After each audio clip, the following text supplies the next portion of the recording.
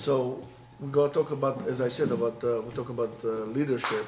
And that's a very good opportunity to take to learn about leadership. All through the Torah, you can learn a lot about how leaders should or should not act or should not be. But this is a really good example about that we could learn from. And we have, in a way, two different opposing styles of leadership in this week's parasha, Parashat Korach. One is Moshe and the other one is Korach.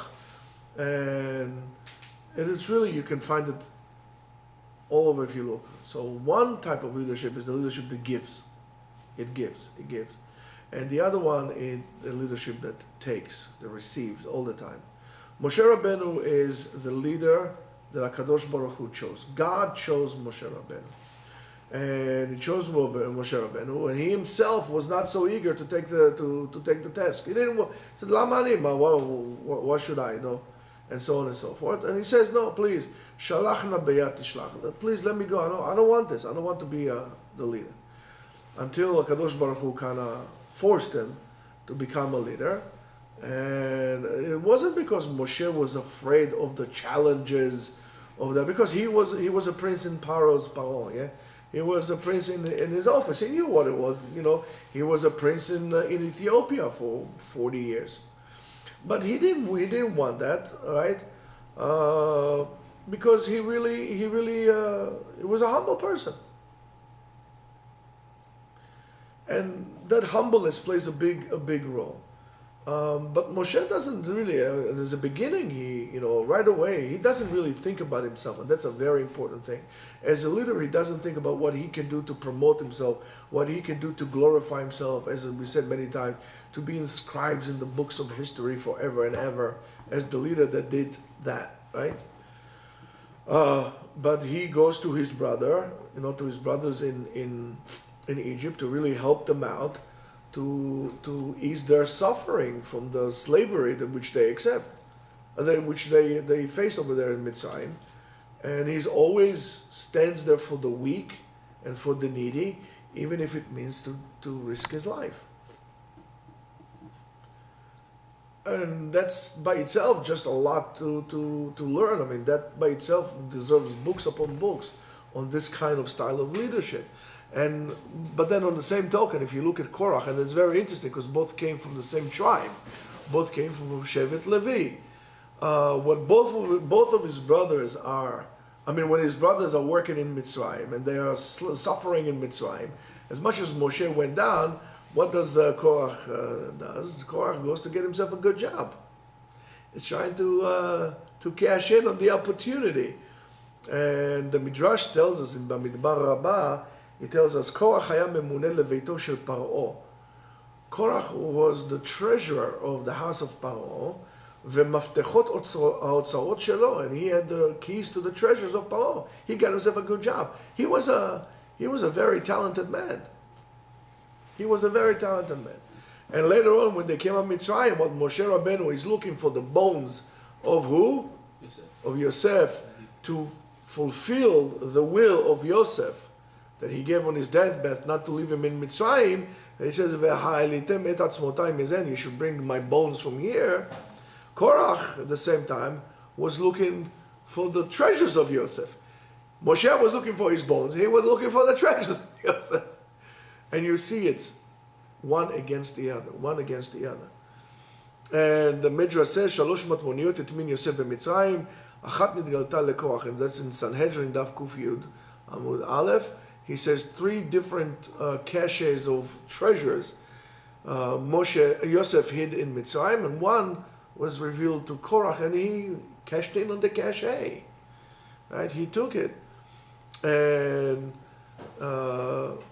it says that Korach was what we call ish lekicha. He was a person who will take it. Give me.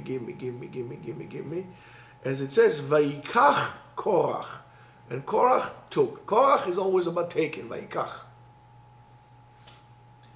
But all his wealth that he had, it's okay to be rich. By the way, being rich is not a bad thing. Being rich is a good thing. And nobody should become apologetic that he is rich. Of course, if you earned your money. if you work hard for your money, and you work so hard for your money, and it's all yours, lama lo? Yegia kapecha, you sweated for the money, lama lo? It's your kesef, your money, why not? But to be rich on somebody else's back, that's already wrong. That's completely wrong. But not only that he enjoyed other people's money, he wanted kavod, he wanted honor. Ha'osher, ha'ta'ava, ha'osher v'ha'kavod, desire. Osher, dinero, v'kavod, honor, ya'aviru et ha'adam min ha'olam. A person can lose his world for those things. So one needs to be very careful. I mean, you have to be very careful.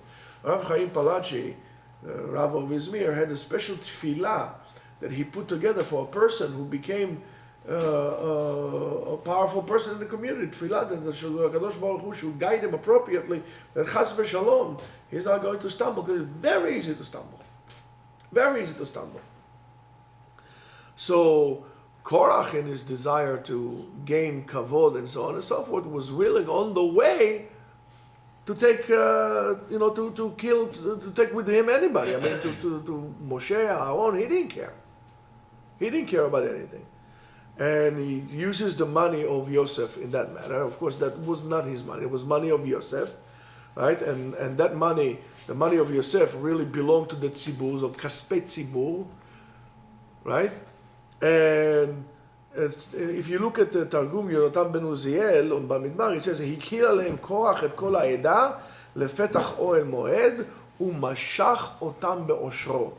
He paid them. Listen, guys, you're gonna come with me. I'll give you like a nice stash of gold or silver, or plata or plato, right? Money, right? Something of that. Because he found the treasure of Moshe, or Yosef, so he figured he can bribe him like this. Moshe v'Aaron, as the Gemara in Eruvin says, Marbitze Torah hayu. They would sit down and they would give from themselves all day long to teach Torah to the people. They were teaching Torah. Moshe and Aaron were teaching Torah. And Korach, because of his desire to get honor, kavod, recognition, because of this craziness, was willing even to hurt the Talmud Torah that Moshe and Aaron were doing, because he didn't care. Everything, all means are good. And don't think that this is, by the way, those examples, don't think that they are something that are unique only to them. These are two different styles of leadership that you would expect to see them today, and you do see them today. If you look around you, very, very easy, you're going to find and see them today. There are people for kavod to be called, the chashuv, the rabbi, the this, the that. They'll affect Talmud Torah. They'll disturb Talmud Torah. That's something that they learn from Korach. They take kaspei tzibur, money of the tzibur. They use the people as a stepping stool for them to go up and powerful. They're stepping on top of the people so everybody could see them. And that's the style of leadership of Korach. Korach looks at Moshe up and down. He looks at leadership and up and down. When he tells Moshe, Matit naseh alenu, it means he looks up and he looks down. The leader looks up and down. Moshe is not like this. Moshe ish anav. He's on the surface. He's horizontal. He comes to the people. He mingles with the people, and he collects the people and pushes them up. Almost the style of leadership that you will find sometimes in Israeli commanders when they say acharai, after me. He went down to the people, and Aaron the same thing. Went down to the people and brought them up. He was one of the people. Anav. He was humble. The leadership and the complaint that Korach was going was only for self-promoting. That's why I have a problem with people, especially when it comes to the world of Torah, that Chaz v'Shalom used the Torah and the opportunity was given to them to be self-propelled and self-promoting. It is absolutely wrong. It's a destructive leadership that does only bad to Am Yisrael. Usually they're the most divisive people of all. You look around you, you'll see it. You look around you, you'll see it. Baruch Hashem, there are plenty of people you can teach And if you're going to teach for free, there are going to be even more people. And there are plenty of people to reach out. If there are 5.5 million Jews in the United States, or let's say 6 million Jews in the United States, and all of them, bekoshi, let's say there is 1 million Jews are Shomer Torah mitzvot, I think there's more job than you can handle. The more Jews you can handle. Go work with them. Why are you going to Makom Torah and you're breaking it apart? Why? To promote yourself. You see yourself as the noble cause because of your need to step up. You're using the people to simply step up because your actions cannot stand by themselves. Korach was a very talented person. He couldn't wait for him to get the nomination. Maybe he would become the military leader of the people. He had this ability. But he chose it, he was impatient. So because he was impatient with the people, the earth was also impatient with him.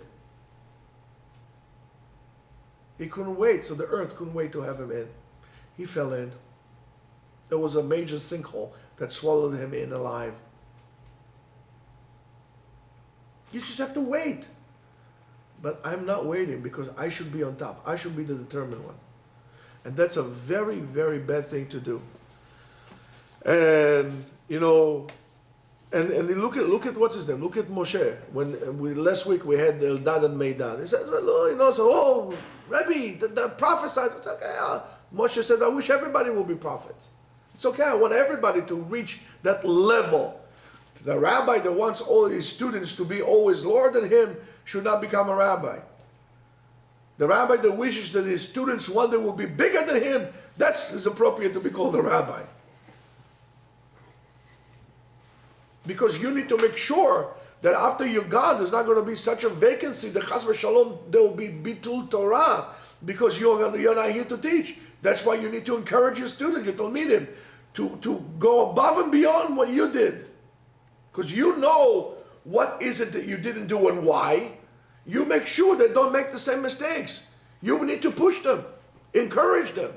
You weren't encouraged. You encourage them. It's not about you. It's about HaKadosh Baruch Hu. It's about His Torah. If you're doing it for yourself, you're an idol worshiper. You're not doing it for Hashem. You're worshiping yourself. Yourself and your abilities and so on and so forth. And that's wrong, Rabotai. That's very wrong. And you know, when Moshe died, right? It says Moshe met v'Yeshua machniso. That's because that was their prophecy, and he didn't care. He was willing to let go. When HaKadosh Baruch Hu tells Moshe, "Listen, you're not going to enter the land, Yeshua. Put your hand on him and bless him." Moshe understands how difficult it is. He puts two hands. He said, "Sim yadcha," and he put both hands on top. He doesn't follow his heart. He understands something about him. That's a leader. Moshe is the ultimate leader. He's willing to give up. Moshe is willing to give up his olam haba for his people. He says, "If not, please erase me from your book. I don't care. I don't want to be. Erase me from the book for their sake."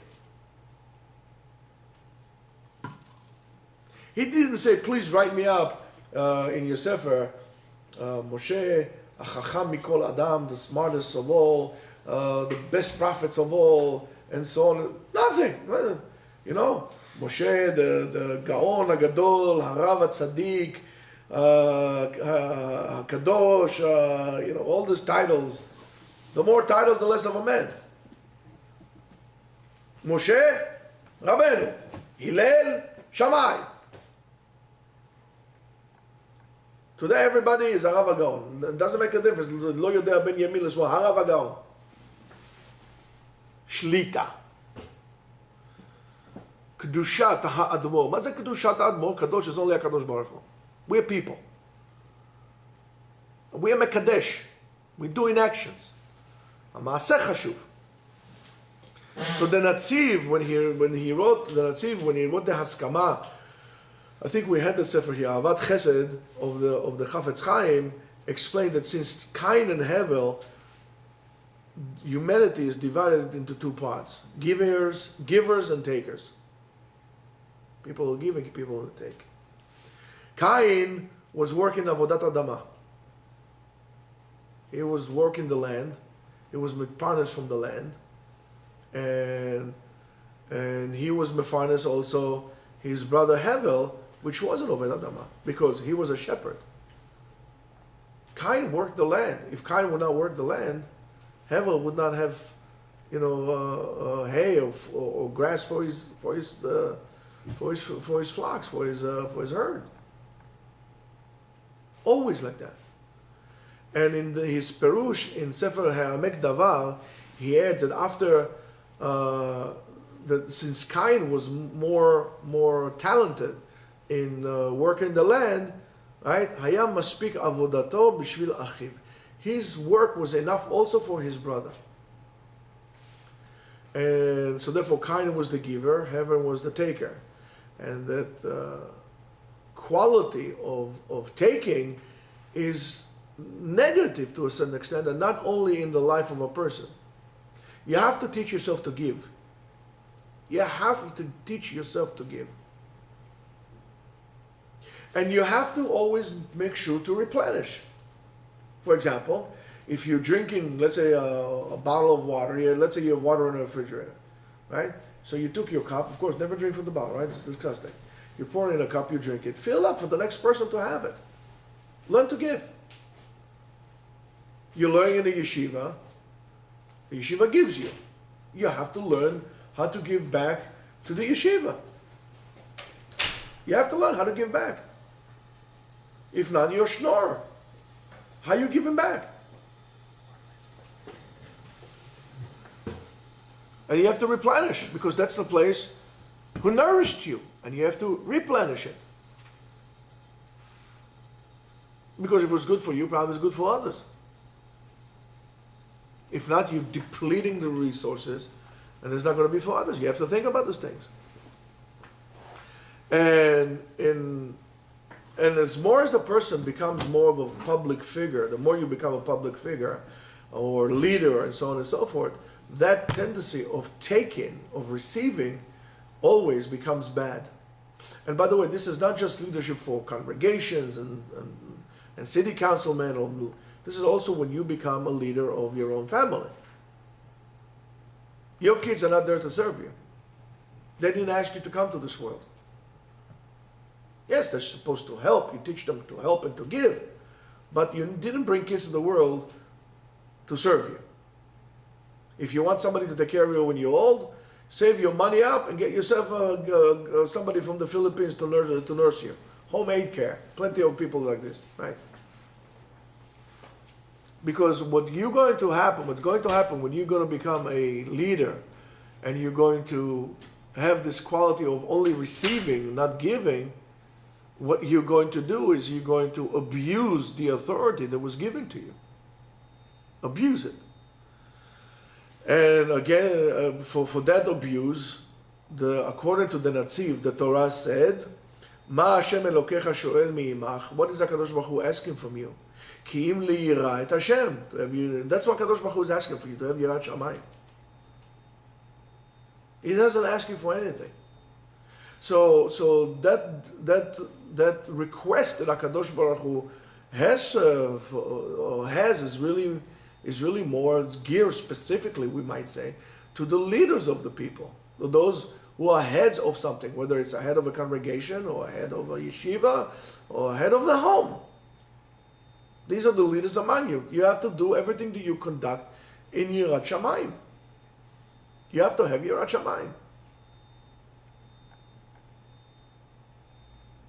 And that's, everything geared toward Shamayim. And somebody said to me, he said, it says, if you're supposed to, how do you supposed to learn Torah how do you know to learn Torah from a rabbi? If you domel Malach Hashem. Right? Mazen Malach Hashem. Malach has one mission. So if the rabbi is dedicated completely for Torah, learn Torah from him. If he's split into 5 different things, he does Torah, he's also a kung fu master in the afternoon, and businessman here, because he has many missions, it's all fragmented. It wasn't mine. Now, it says, from these people like this, and HaKadosh Baruch Hu, that's what he says, the Netziv says, HaKadosh Baruch Hu is not asking, not love, not vikut, and not even keeping the mitzvot aseh, ela rak yirah. HaKadosh Baruch Hu asks you to be Yireh Shamayim. Doesn't ask you to do anything, because you are skan tzibur, you are, to a certain extent, you are exempt from mitzvot aseh. Osek b'tzarchei tzibur. There's no bigger mitzvah than that. For people like this, the Netziv says, you're exempt from all these things. All you have to do is just to have yirah. Yirat shamayim. You have to have awe. You have to understand the position that you're at. And it says, and I'm quoting here, Ba'asher mishu rosh ala tzibur, whoever is a head on the congregation, ve'osek betzarchei rabim, alul lavo le'anat atzmo ve'kvodo b'ma'asehem. He might come to use and abuse his power by using the people. That's why I said to somebody said to me, I'll make you glasses. I'll give it to you for free. I said, no, I want to pay for it. Tell me how much they are, I'll pay for it. For free, I can't take. Because I'm a rabbi, I cannot take it for free. If we were just buddies, I wasn't your rabbi, or you weren't alone, maybe I'm not your rabbi, but you learned Torah from me, or just because I am a rabbi, I am not allowed to use it for free. Because that's called abusing my position. I don't want to do that. Then I won't be worthy. As it is, I don't know if I'm worthy, but without a doubt, if I'll be using that, I'm a rabbi, okay, so give it to me for free. Or give me a discount because I'm a rabbi, or and so on and so forth. Oh yes, fine, not a problem. No, I want to pay. No pay, take it back, I don't want it. I don't want it. I don't want free things. It's very simple. And he says the following, V'liorot letov l'mi shemachonef lo. He says, as a leader, those people who are going to give you freebies, right? You're going to start kissing up for them, and you're going to start twisting and distorting the Torah for them. ולהפך, למי שיגע בקצה כבוד, יעלים עיניו מלראות בצר לו, או אף אם תמצא ידו להרע לו. No. If, on the contrary, if somebody is